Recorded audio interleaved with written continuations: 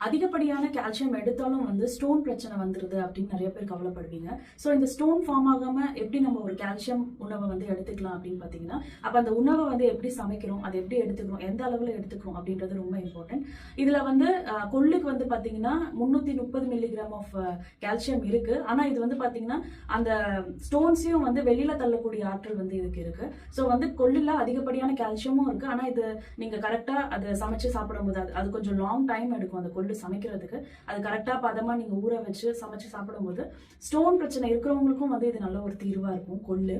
இது இல்லாம வந்து பாத்தீங்கன்னா சுண்ணாம்பு, அது வந்து ரொம்ப என்ன சொல்றது, சீப்பா எல்லா இடத்துலயும் கிடைக்கக்கூடிய விஷயம். ஆனா அதுதான் ரொம்ப ஹையஸ்ட் ரிச் கால்சியம்னு சொல்லலாம். ஏன்னா அது ரொம்ப ஈஸியா அவைலபிள் இருக்கும். நம்ம முன்னோர்கள் எல்லாமே வந்து பாத்தீங்கன்னா வெற்றிலையில நம்ம சுண்ணாம்பு தடவி எடுக்கிறது வந்து ஒரு வழக்கமாவே இருந்துச்சு. இப்போ அது எல்லாமே இல்லை.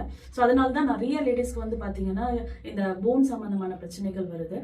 சுண்ணாம்பு வந்து எப்படி எடுத்துக்கலாம் அப்படின்னா, எடிபிள் கிரேட் சுண்ணாம்பு வந்து வாங்கிக்கிறோம். அதாவது நம்ம ஒயிட் வாஷ் பண்றது இல்லாம எடிபிள் கிரேடுன்னே தனியா நம்ம அந்த வெத்தலை ஷாப்ல எல்லாம் கிடைக்கும் இல்லையா. ஸோ அந்த மாதிரி சுண்ணாம்பு வாங்கிட்டு எப்படி எடுக்கணும் அப்படின்னு பாத்தீங்கன்னா, தயிர் ஒரு கப்ல ஒரு 2 பிஞ்ச் சுண்ணாம்பு போட்டு நல்லா கலந்து எடுத்துக்கலாம்.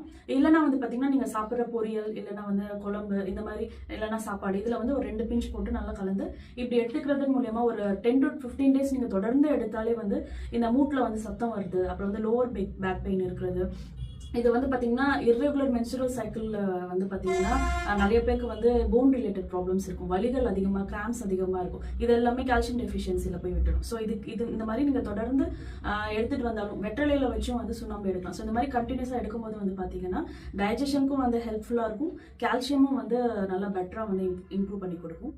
தேங்க்யூ.